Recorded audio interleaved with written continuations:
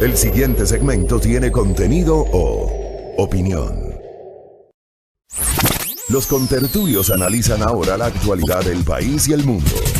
En A Primera Hora, la tertulia del día. Un ejercicio de plena libertad de expresión con responsabilidad.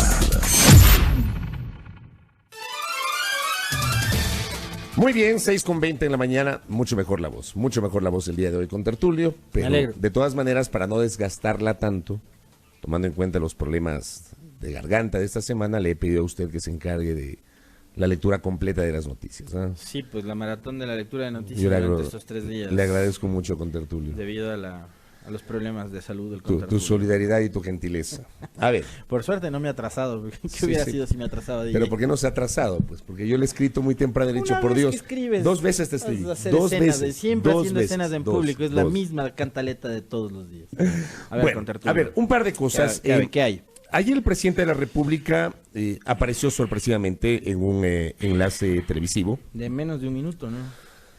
Pero el mensaje, más allá de la extensión, creo que el mensaje es un mensaje que vale la pena analizarlo. Uh-huh. Es un mensaje sorpresivo, inesperado, y ya voy a decirlo por qué. Diario El Telégrafo trajo a colación el tema, lo leyó el contertulio. Odebrecht no tendrá ningún contrato. El gobierno nacional ha demandado a la empresa Odebrecht la plena reparación de todos los daños que causaron sus actos de corrupción en el Ecuador. Debo decirles que mientras yo sea presidente, la compañía Odebrecht no firmará ningún contrato con el gobierno ecuatoriano.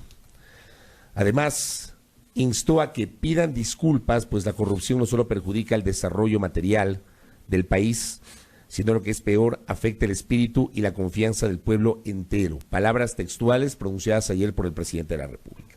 Ahora, ¿vas a pedir reparación a una empresa que se acaba de declarar en bancarrota? No.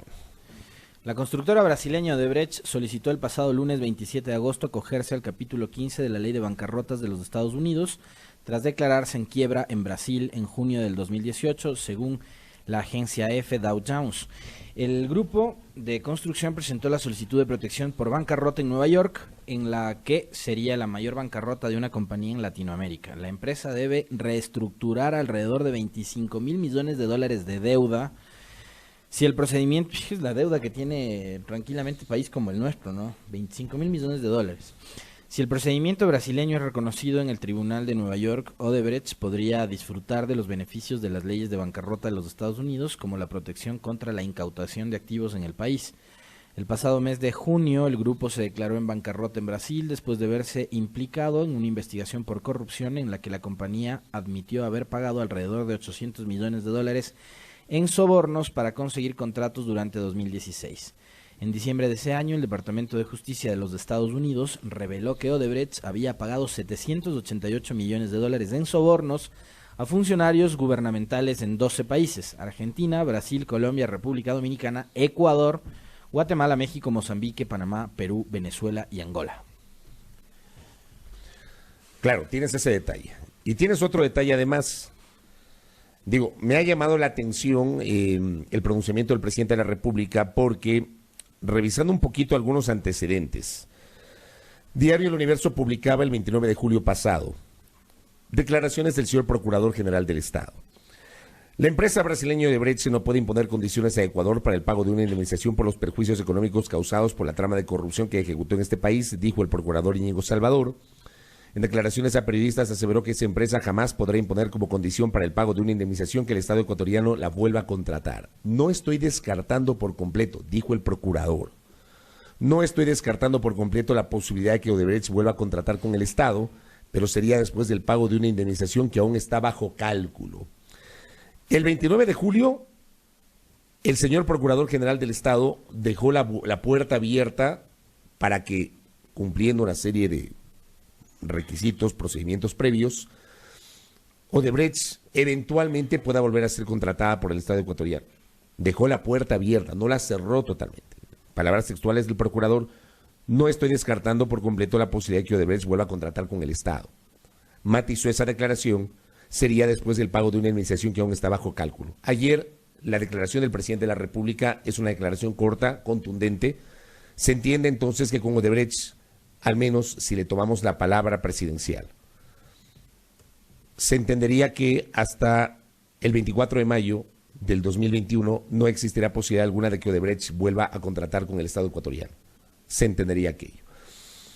No sabemos en qué estado se encuentra esta negociación para el pago de una indemnización.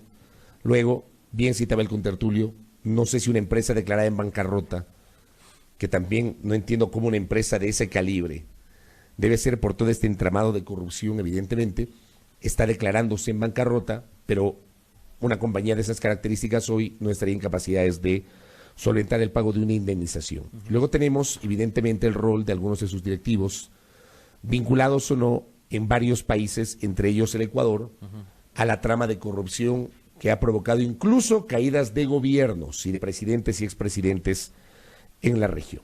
No sé si me perdí un momento el relato que estabas haciendo. No sé si hablaste de el proceso de negociación de Odebrecht con autoridades nacionales. ¿Sí lo mencionaste? Lo mencioné con el procurador. No sé si tú tienes el detalle de esa negociación.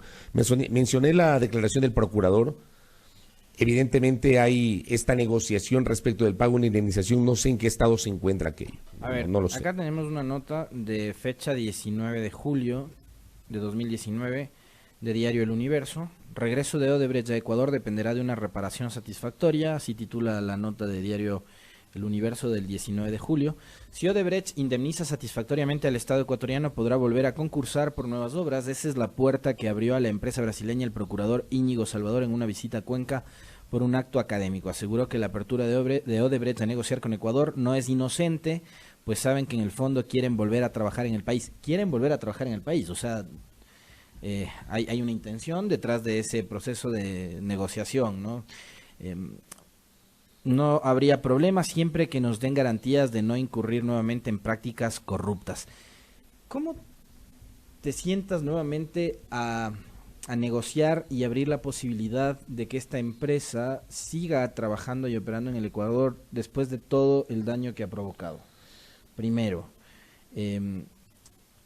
Segundo, me llama mucho la atención la declaración del día de ayer del presidente cuando tiene él a uno de sus representantes en el gabinete negociando con la compañía Odebrecht. El 10 de julio, Diario Expreso publica la nota: Odebrecht se sienta a negociar con Ecuador. El objetivo del diálogo será reparar los daños causados por los múltiples actos de corrupción.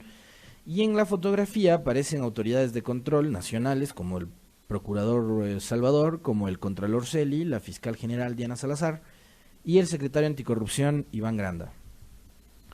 Entonces, a mí sí me quedan dudas también de estos anuncios, ¿no?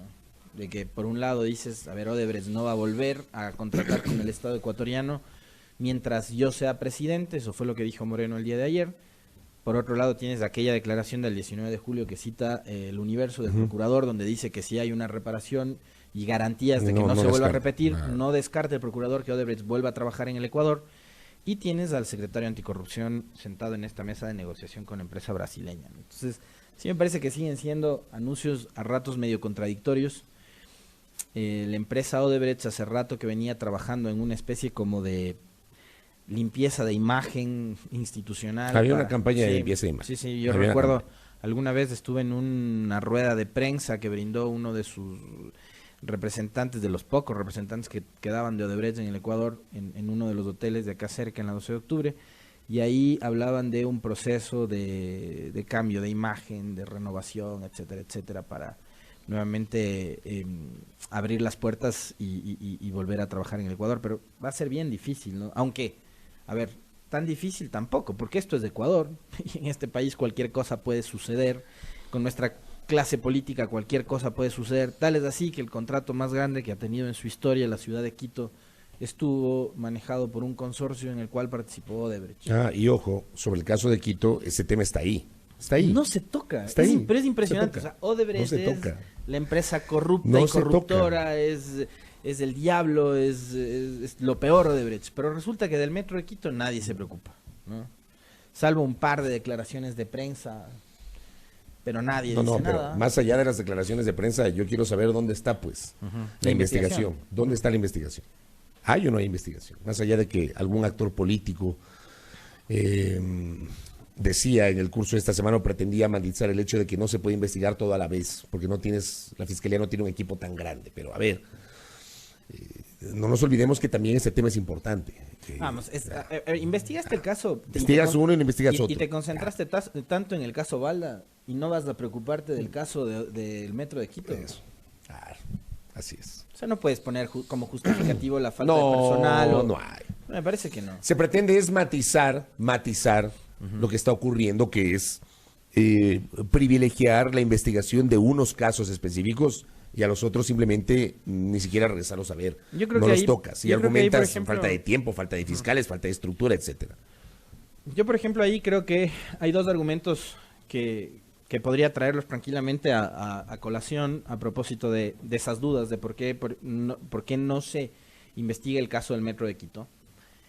Una, la explicación que nos dio aquí en estos micrófonos del colega Cristian Zurita, que es uno de los autores de estas investigaciones de Caso Singue, de Arroz Verde, de INA Papers, de Casa Lucas Majano y tal, y de Odebrecht puso presidente en Ecuador. ¿Qué fue lo que nos dijo Cristian con Tertulio cuando le preguntamos por qué con la misma prontitud y celeridad con la que abrieron la investigación por el caso Arroz Verde no abrieron investigación por INA Papers? ¿Qué fue lo que nos dijo? Porque políticamente no era conveniente. No era conveniente. Políticamente no era conveniente. O sea, palabras más, palabras exacto, menos. O sea, no es que la fiscalía abre los casos e investiga los casos ni siquiera por prelación, o sea, por el orden de llegada. No. Es que tampoco se puede investigar así, ¿no? Eso también. Pero también puedes investigar incluso de oficio. Sí, desde luego. Pero no lo hacen. Y acá hay la investigación, y como además la fiscalía, cada investigación que abre Villavicencio, que tiene que ver con el correísmo, y empiezan a investigar al siguiente día, resultó, digamos, por lo menos anecdótico y ambiguo que una fiscalía que es tan eficiente a manos de la doctora Salazar no abra una investigación por el caso de INA. Y que la asamblea investigue como suelen hacer las cosas en esta asamblea, ¿no?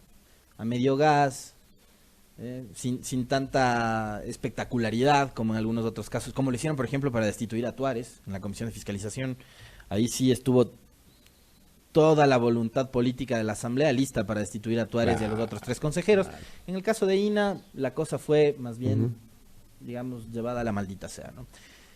Pero me quedo primero con la declaración de Cristian, donde dijo que políticamente no era conveniente, y con la de David Villamar días atrás, ¿no? Que acá lo que se está haciendo no es persiguiendo delitos sino personas. Sino persiguiendo personas, y creo que eso está clarísimo. Podríamos nuevamente citar la entrevista que hicimos a Diego Diegues, abogado, juez, consultor político argentino, también en esta semana, hablando de estos procesos de persecución que hay a través de la justicia a líderes políticos identificados con una corriente, y podemos seguir hablando, ¿no? Podemos citar la declaración del día de ayer de Alberto Fernández, el candidato presidencial argentino del Frente de Todos, en un foro internacional en Madrid, donde nuevamente habló de este sistema de lawfare que tanto ha citado el correísmo y el progresismo en Latinoamérica. Y él dijo que Cristina, que Lula, que Correa son perseguidos y que ya los países como Argentina, como Ecuador, Brasil deben pararle la persecución, ¿no?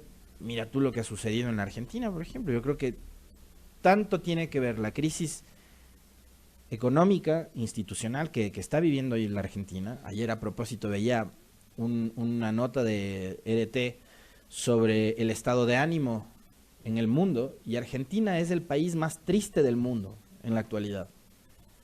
Mientras tienes países como Australia, por ejemplo, donde la gente dice ser muy feliz o vivir bien, vivir alegremente, tienes a Argentina liderando la nómina de países más tristes del mundo. Entonces en Argentina hay una crisis económica, una crisis política, una crisis institucional, a la cual le sumas todo este proceso de desinstitucionalización y de persecución judicial en contra de líderes políticos que tienen todavía un cierto nivel importante de simpatía con la gente. Y el rol de los medios, ¿no? El rol de los mass media. Y el rol de los medios, que termina siendo patético, ¿no?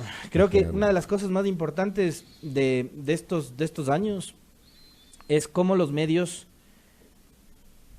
se han mostrado tal cual son.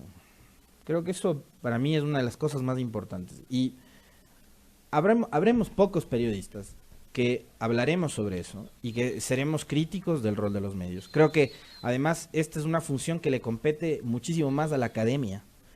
Pero qué bueno que hayan un par de periodistas que sean críticos del rol de los medios. En el caso nuestro creo que es evidente que siempre lo hemos sido. Pero más que nosotros, finalmente es la ciudadanía, yo sigo insistiendo, quienes ven, quienes consumen, quienes leen a los medios escritos de televisión y de radio, y ahora los medios digitales también, es la ciudadanía la que tiene que ser cada vez más crítica de lo que consume. O sea, no puede ser que te quedes únicamente con la información que sale de una corriente mediática que está plenamente identificada con una corriente política. Entonces, es indudable que ahora hay un cerco mediático, que hay poquísimos medios que son críticos con el establishment. Es obvio que es así. Que son, además, poquísimos medios que se muestran críticos permanentemente. Claro, porque lo que tú tuviste en la década anterior, si nos retrotraemos a los últimos 12 años, tú tuviste una década en la cual un grupo de medios fue absolutamente crítico con el correísmo, totalmente crítico. Y claro, lo que se mencionaba era la necesidad de defender conceptos básicos como la libertad de expresión, la libertad de prensa, etcétera. Conceptos muy básicos que son parte del día a día del quehacer, del periodismo, de la comunicación, de la prensa, etcétera. Pero resulta que a la vuelta del camino y en los últimos 2 años, ese mismo discurso varió. Y esos medios que se mostraban críticos con el poder, o sea, la lógica del periodismo tiene que ser la criticidad sobre el poder. Esa es la lógica. Esa debe ser el deber. Ese es el deber ser del periodismo. La criticidad, no la oposición, no es lo mismo. La criticidad sobre las ejecutorias del poder. Tú eres crítico, no opositor, que se entienda, sobre las ejecutorias del poder. Pero a la vuelta del camino tú te encuentras con estos 2 últimos años en los cuales esos medios que denostaban el poder, resulta que hoy ya no denostan el poder. No, pues son aliados del poder. Ahora son aliados del poder. Entonces, no hay una sindéresis. Ahora bien, y de esto hemos hablado un montón de veces, los medios tienen una línea editorial, todos los medios tienen una línea editorial.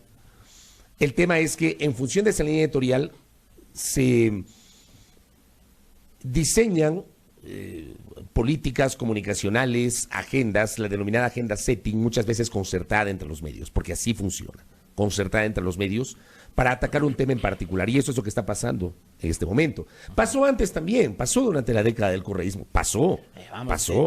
Para nadie es un secreto, claro, que Correa inteligentemente en su estrategia de comunicación, cuando crea los medios públicos, crea un contrapeso. Exacto. Crea un contrapeso.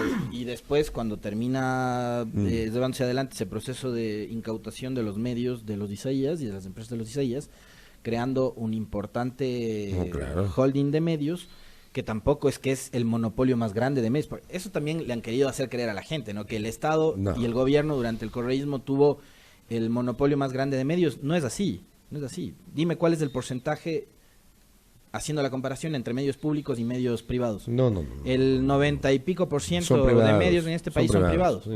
Sí, entonces, no hay comparación.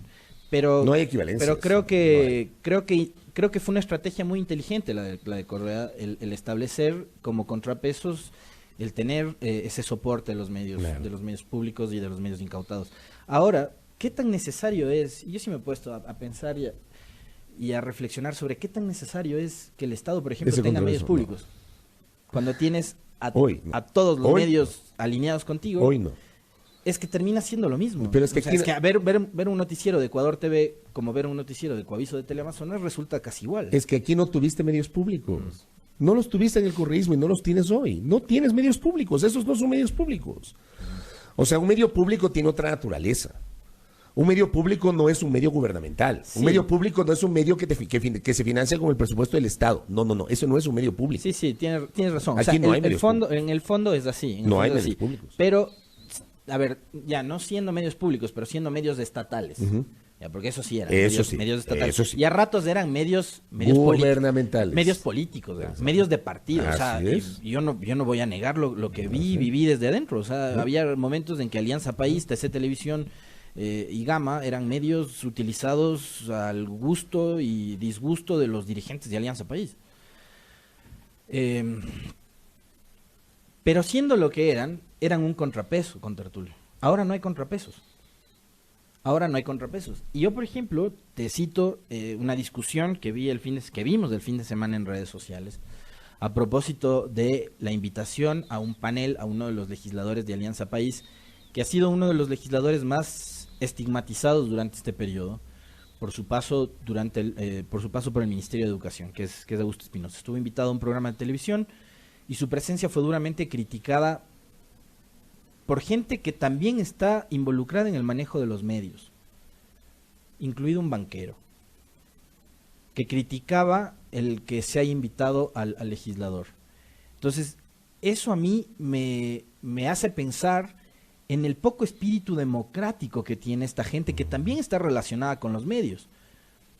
Porque detrás de las supuestas denuncias que hay en contra de este personaje por el tema de los supuestos ataques sexuales a niños en escuelas y colegios, detrás de eso se esconde nuevamente el cerco mediático que existe sobre una corriente política.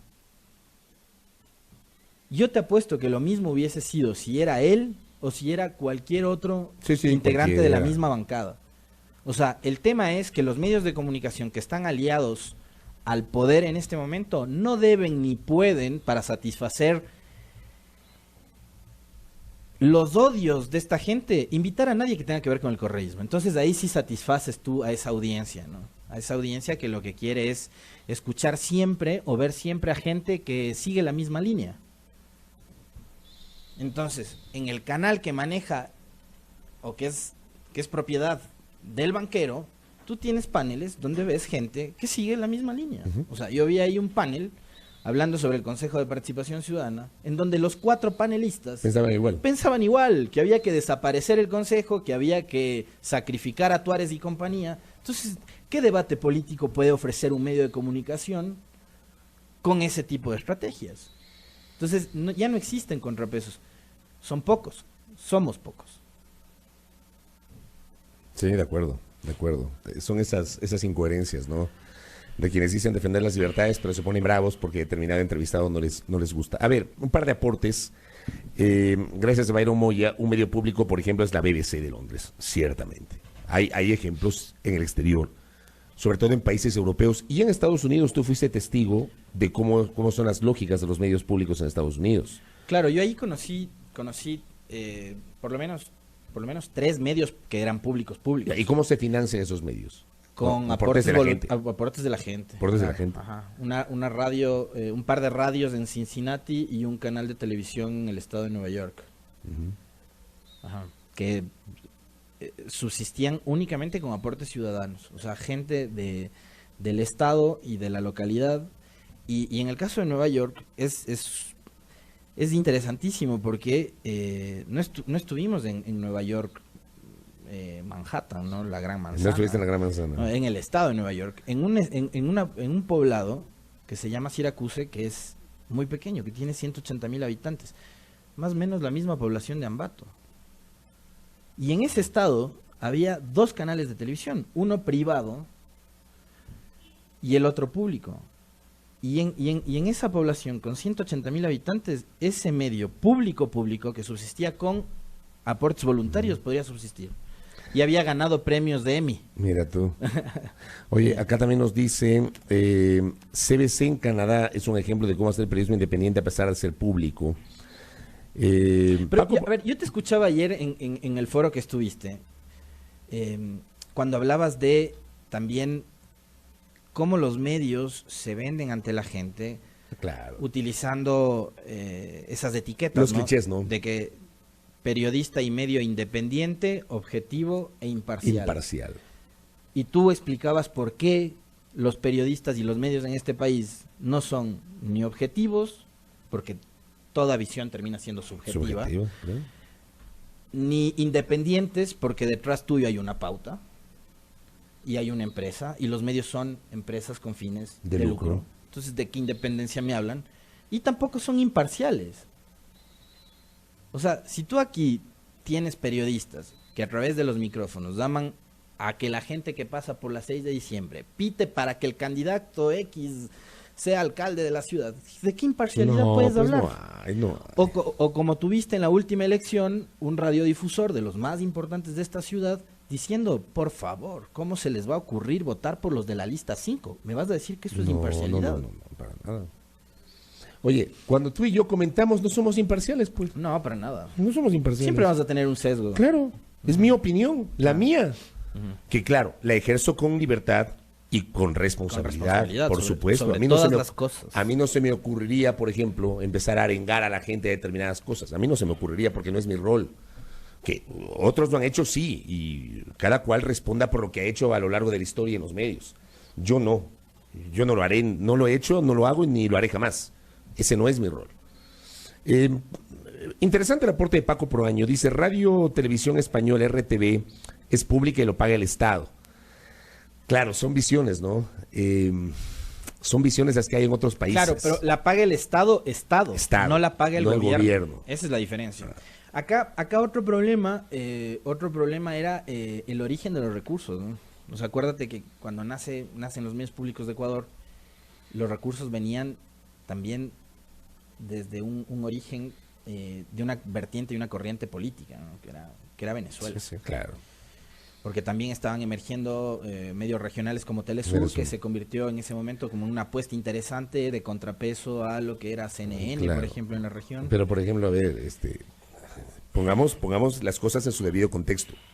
Telesur y CNN terminan estando en las antípodas de la visión editorial y terminan haciendo lo mismo. Ya, o sea, tampoco es que Telesur no tenía una línea editorial y un sesgo ideológico, o sea, tampoco, igual que la CNN, que se convirtió en un contrapeso, ciertamente, y ese era el propósito. Y ahora sé que Telesur tiene problemas enormes, problemas económicos, por el tema de financiamiento. Yo sí defiendo esto que dice Marcia Guzmán, pluralidad, es algo que yo defiendo. Yo defiendo a rajatabla. A algunos no les gusta. No, pues porque solamente quieren escuchar una visión, la visión que les interesa. Por eso te ponía el ejemplo de ese supuesto debate en redes sociales y cómo cuestionaban que se haya invitado a determinado legislador no les gusta. a un programa de televisión. No les gusta por el personaje, no les gusta por la ideología, no les gusta por la orientación política, no les gusta por el tema. A algunos no les gusta. Pero yo sí defiendo la pluralidad, yo sí defiendo la diversidad y lo hemos practicado aquí. Aquí lo hemos practicado. Rápidamente, antes de la pausa, no quiero dejar pasar por alto. Lo que pasó ayer, estuve unos minutos en este conversatorio, en esta reunión que tuvo Guillermo Lasso con un grupo de periodistas aquí en la capital. Un encuentro en el cual Guillermo Lasso ha confirmado que será candidato presidencial. Yo quiero insistir en que de aquí a 12 meses, de aquí a un año, muchas cosas pueden pasar, pero hoy, a la fecha, entre el 5 y 6 de septiembre del 2019, Guillermo Lasso ha anunciado que buscará por tercera vez llegar a la presidencia de la República. Lasso dijo cosas interesantes ayer, de lo poco que escuché, porque llegué un poco tarde a ese encuentro. Renegó del acuerdo con Suma, dijo que fue probablemente uno de los principales errores políticos que él ha cometido, que de cara a las elecciones de 2021 creo no va a generar alianzas con otros sectores políticos, que va a participar solo, que quien se quiera adherir ya es cosa de cada uno, pero ubicar, como ocurrió en las elecciones de 2017, una papeleta entre dos organizaciones políticas, Creo y otra, como pasó con Creo y Suma, eso no va a volver a ocurrir. Habló sobre... Pero qué falta de tino, ¿no? Político. Creo, sí. O de olfato político. De olfato político. Sí, a ver, no sé en qué edad esté Lasso, pero viene haciendo política desde hace muchísimo tiempo. Fue parte del gobierno de Maguad, tiene ahora su propia organización, ha tenido ya varios procesos electorales. En realidad él hace política partidista desde el 2012, pero sí, ha sido un actor que ha estado involucrado en la vida económica y política desde antes. Fue parte de la administración municipal a través de las fundaciones y el manejo de algunas empresas públicas en Guayaquil. O sea, es alguien que no ha sido ajeno al manejo político. Y me parece que a estas alturas esté o siga, digamos, aprendiendo cómo hacer política en el país, me parece medio raro. Aliarte con Suma. Suma llega a la alcaldía de Quito el 2014 en alianza con Vive. Esa alianza duró 6 meses. Hasta que se rompió. Claro. Bueno. 6 meses, creo que siendo muy optimista duró 6 meses. Creo que duró menos. Claro, pero duró 6 meses. Las rupturas empezaron antes de los 6 meses. Ya ves, entonces sí, duró sí, menos sí. de 6 meses. Acuérdate que creo que la primera que se salió fue Ivonne von Lipke. Ya, fue una alianza Luego coyuntural para ganar elecciones. O sea, y eso además habla de la irresponsabilidad con la que manejan sus supuestas alianzas los partidos y organizaciones. O sea, pensemos en una alianza política de un acuerdo nacional, de un pacto nacional, de un proyecto nacional, un proyecto de país. No, aquí las alianzas son coyunturales. ¿Para qué son las alianzas? Para ganar elecciones. Ya, o sea, esa es la irresponsabilidad de los partidos políticos en este país. Alianzas no para gobernar. Vean lo que pasó en la Asamblea. Alianza para elegir a Litardo presidente.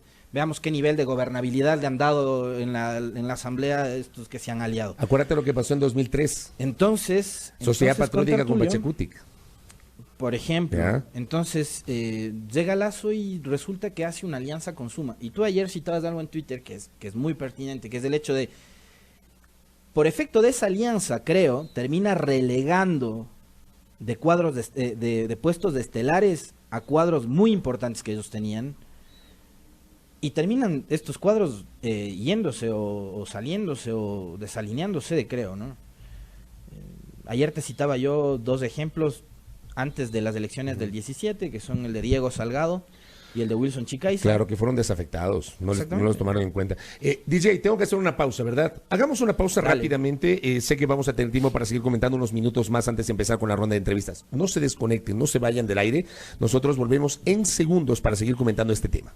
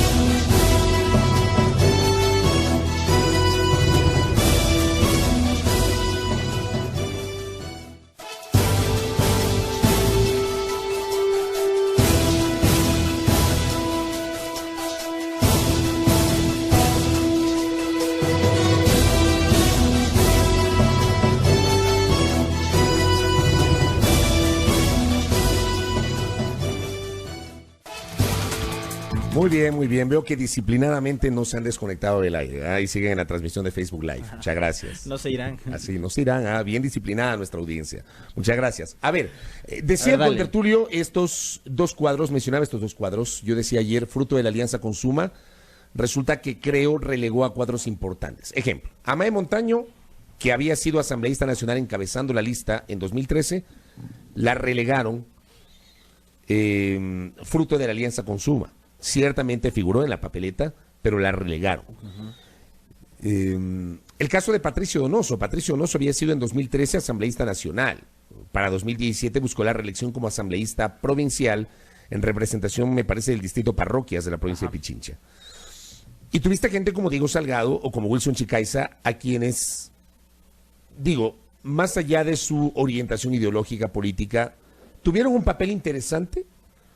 Creo yo que fueron de los dos, mencionando a los dos, tanto a Chicaiza cuanto a Salgado, creo que fueron de los asambleístas incluso más disciplinados, que no se salieron de la línea de la bancada, y Chicaiza, que iban a las sesiones. Y Chicaiza en la Comisión de Educación, tipo que permanentemente. Aportaba. El único asambleísta del sur de Quito, decía él. Así se presentaba don Wilson. Y claro, no fueron tomados en cuenta en las listas. Sé que en Guayas pasaron cosas similares, sé que en otras provincias pasaron cosas similares.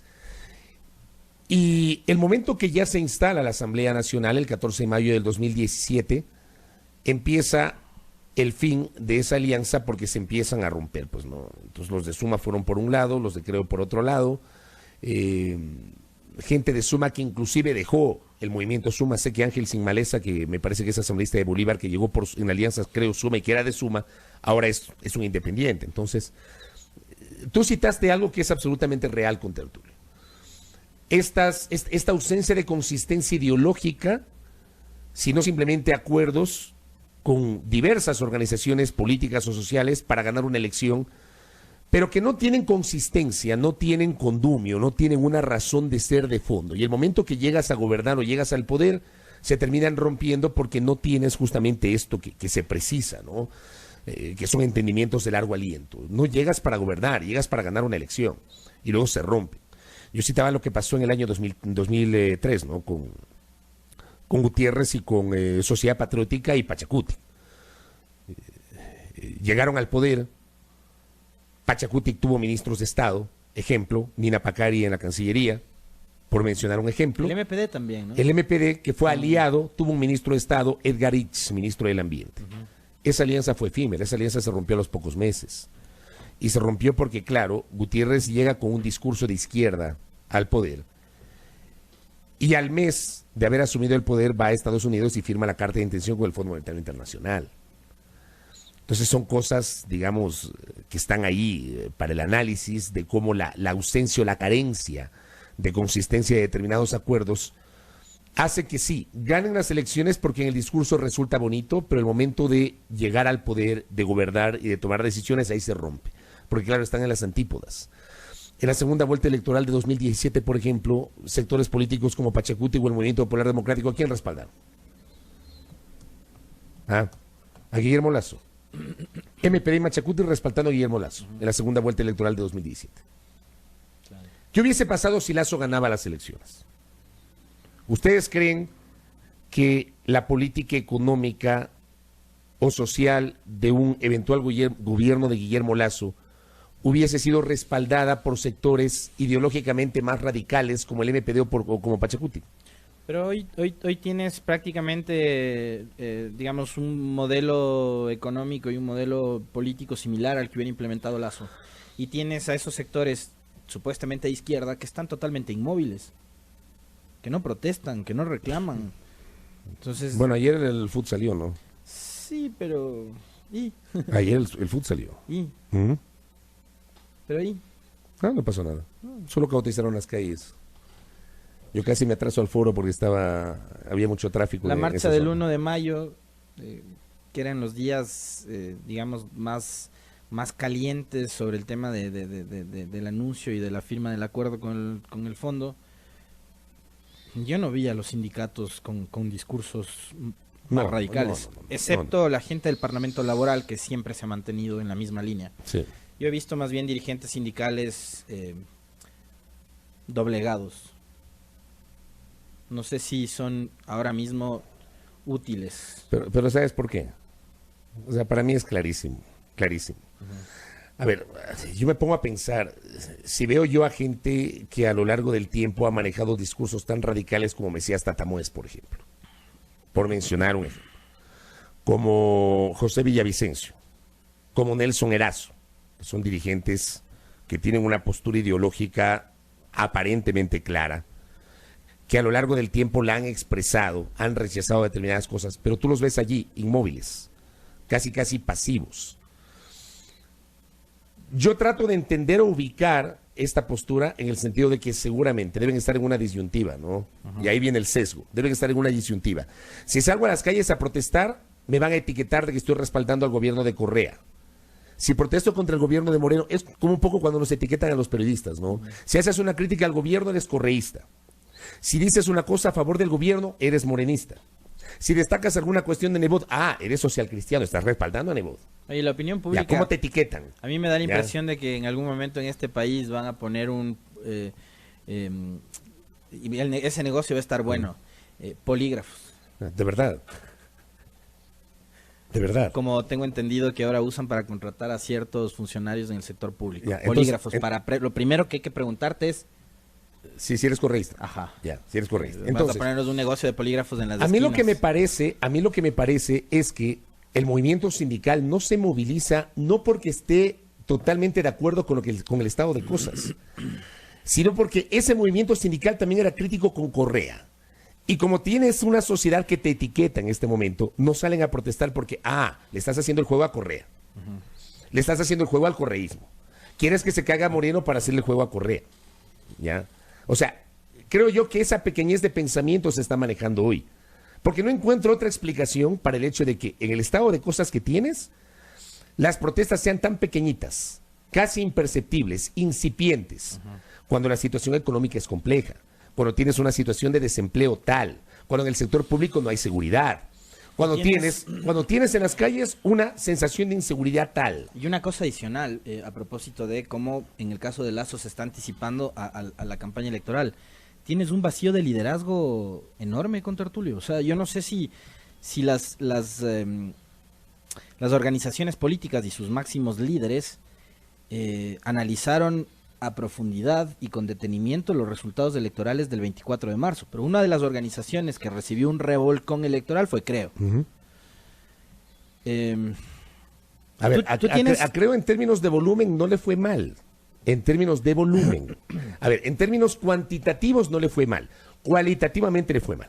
Claro, porque, digamos, donde se concentra la mayor cantidad de votación... No le fue bien. Que, claro, y eso, es lo que, Guayas, por ejemplo. Y eso es lo que le pasó a Alianza País en el 2014, donde perdiste las alcaldías de Quito, Guayaquil y Cuenca. Eso fue un golpe tremendo para Alianza Súmale País. Puerto Viejo, Ambato. Exacto, entonces...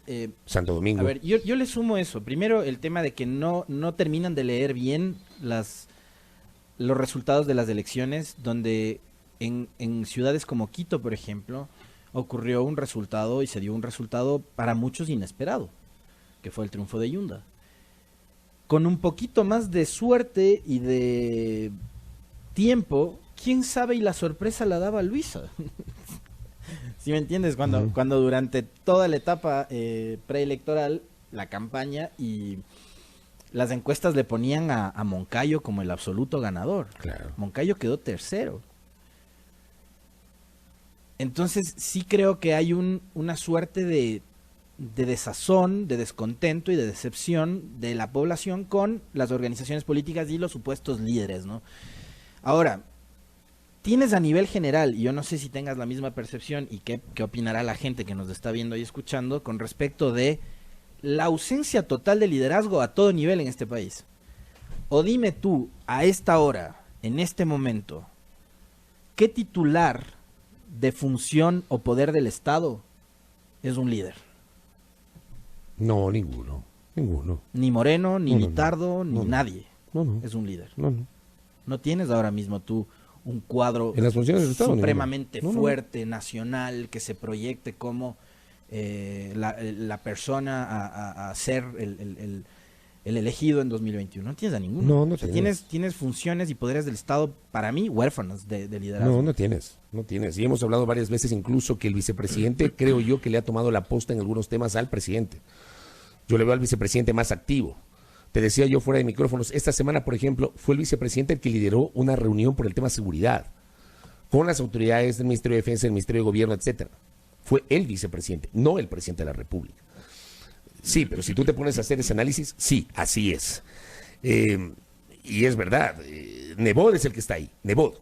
¿Qué más tienes aparte de Nebot? Tienes dos liderazgos nacionales, los dos alejados de la función pública, el uno desde mayo de este año y el otro desde mayo del 2017, que es Correa y que además está fuera del país. Sí. Nebot y Correa siguen siendo los dos líderes más importantes que como ha tiene sido la en los últimos política años. Sí. Como ha sido en los últimos años. No tienes más. No tienes más. Yo creo que ahí no puedes meterlo a Lazo. No creo. No cabe en este momento meterlo a Lazo ahí. Además, yo a Lazo, no sé si tú tengas la misma impresión, pero yo voy a caer en el mismo juego que cayó un montón de gente en 2017 que hablaba lo mismo de Moreno, pero en el caso de Lazo, además, porque son cosas que él las ha dicho, yo lo veo a él incluso disminuido físicamente después de la operación a la que tuvo que someterse en el exterior de su columna vertebral. Yo le veo a Lazo incluso enfrentando problemas de salud. y una campaña electoral nacional y nuevamente apostarle por una candidatura presidencial en esas condiciones va a ser difícil. Por eso yo te decía, habrá que ver qué pasa de aquí a 12 meses. Sí, bueno, claro. Voy a hacer una pausa ahora mismo. Gracias por la Oye, interacción. Esto rapidito, nada más, porque me rapidito, parece que es parte de. Hágale rapidito, que hay que hacer corte y vamos a empezar con las entrevistas. A propósito de la entrevista que dio este consejero de gobierno tan ecléctico que es Santiago Cuesta, de que ni Otto ni Moreno estarían interesados en una candidatura y que del gobierno estaría pensando impulsar la candidatura de María Paula Romo. ¿Qué te parece de ese nombre? A ver, creo que ese nombre estaba ahí, ¿no? Creo que estaba ahí. Pero claro, sí me llamó la atención porque yo, digo, le veía más al vicepresidente con más posibilidades de ser candidato. A ver, a mí me parece que es un tema... que es un distractor el de Cuesta, probablemente el de ponerlo a Otto como un tipo desprendido que cede su candidatura. Exactamente, que él no quiere ser candidato y al final será el gobierno quien le obligue, ¿no? Quien le diga, tú eres el ungido, tú eres el elegido, así como cuando aparece Anakin Skywalker en el planeta Naboo. Claro. Y Qui-Gon le dice, Eres maestro el Yoda, él es el elegido. Sí. Entonces me imagino que va a ser una cosa similar. Y claro, cuando empiezas a soltar esos nombres, creo que Cuesta no le hace un favor a Romo. En este momento, porque es una de las ministras, no por la opinión pública, pero sí por los ciudadanos, más cuestionada, por el pésimo manejo de la seguridad. Entonces, una ministra que no ha podido controlar el tema de la inseguridad, ni siquiera en las cárceles, hoy la presentas como candidata presidencial.